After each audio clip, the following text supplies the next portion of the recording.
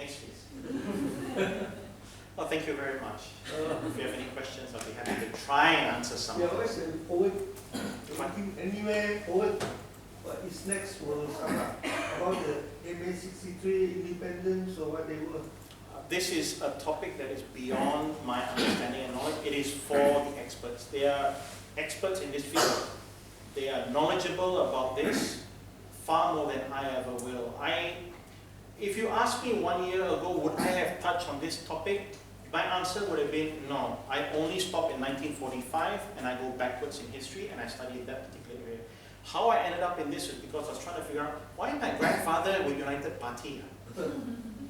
Why is he an Indian in this photograph with cool Peter Low and all that, you know? So that's the only reason it started this whole sort of testing, and this is what I've discovered.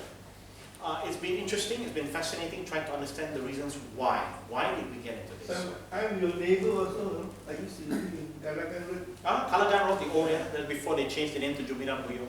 Yes. Yes, sir. That's my question. Yeah.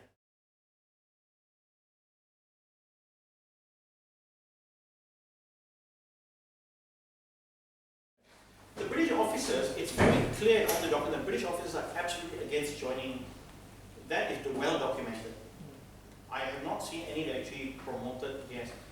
Most of them, they're all against it until the very end. In fact, these guys that are against it remain as officers. Okay? They remain as officers after Malaysia is formed, and there are big fights in the State Secretariat between them and the federal officer who is sent over to run the federal departments here. He's a Chinese gentleman, not Malay. He's having massive fights with them in the office. Everybody can hear it, and it is so vulgar and rude and loud that the diplomats in KL are trying to ask Tunku, can you please replace this guy? He's not very helpful. So they are trying, but they've got no hope. There's no way. Yes, Tun Mustafa maybe was not highly educated. We know he came from a certain part of the Philippines, migrated here as a very young boy, grew up here as a Sabahan. But in his mind, he was supportive of the formation of Malaysia from the very beginning. He had already been convinced this was the way forward. Stevens was not convinced. Now, if you went into a room and you wanted to negotiate, and you had to choose between Mustafa and Stevens, and let's assume that who is there as well. So between these three gentlemen, Peter Low is not in the picture at this point in time. Of these three, who would the British government want to negotiate with? Who out of these three would you choose? Mustafa, Stevens, or who? Stevens is mentioned. They talk about him being Eurasian. He's half Kadazan, half British, Australian or something. So they talk about him being, oh, he's one of us. We can talk, we can sit. And Stevens is he can entertain people. He can talk well, he speaks well, he's a man of the world, sort of sees things. He may not have grown up in Singapore or Kuala Lumpur, but they can get along with him. They feel they can negotiate with him, and that's really the reason why they go along with Stevens. Over Mustafa and Koo. And so I think one of you mentioned that Koo couldn't really speak English. That may be the reason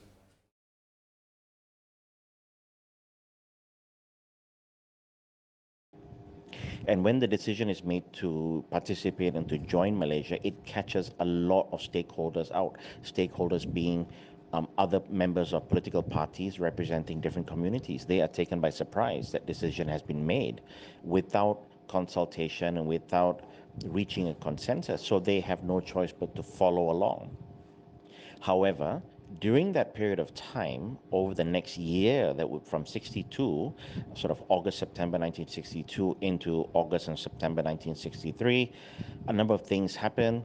And what is clear in the end, those that were opposed or those that were very cautious and wanted safeguards before we committed to participating in the union and formation of Malaysia were very adamant in protecting the rights not only of the people of Sabah, but also to ensure the protection of the resources of the state.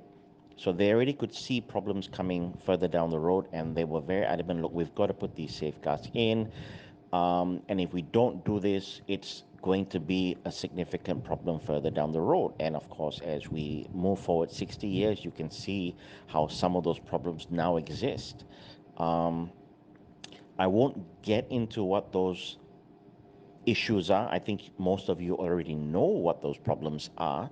But what I would like to highlight is that they already were alarmed, and we tend to ignore the Chinese, who play a very significant role, not only in 1963 in getting the Chinese community to commit to agreeing to participate, but what significantly happens thereafter leading up to the elections in 1967.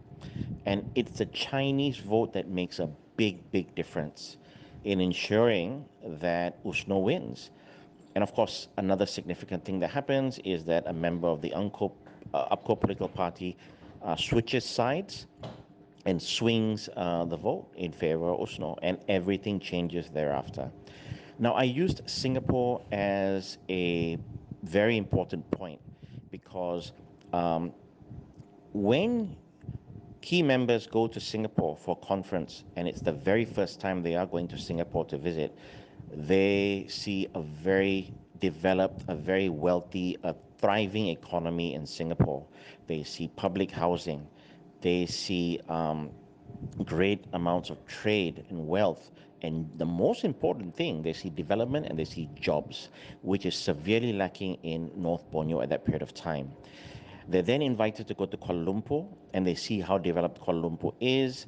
They are basically encouraged. They receive a lot of talking to from Lee Kuan Yew and Tunku over this period of 10 to 12 to 14 days. And at this point in time, they sort of come to the realization that, look, it may not be a bad idea to participate and join the union, provided we can protect and we can ensure the safeguards are in place. What I am trying to point out significantly is that we ignore the Chinese contribution and we ignore the fact that they play a very important role in the decision making. So I'm talking specifically about the United Party and the Democratic Party. And these two parties tend to get ignored. We only tend to talk about USNO and UPCO. But you have to remember United Party and Democratic Party play a significant role. And this is the point I've been trying to make. Thank you to everybody who attended the talk. Thank you so much, everybody, and have a very good weekend.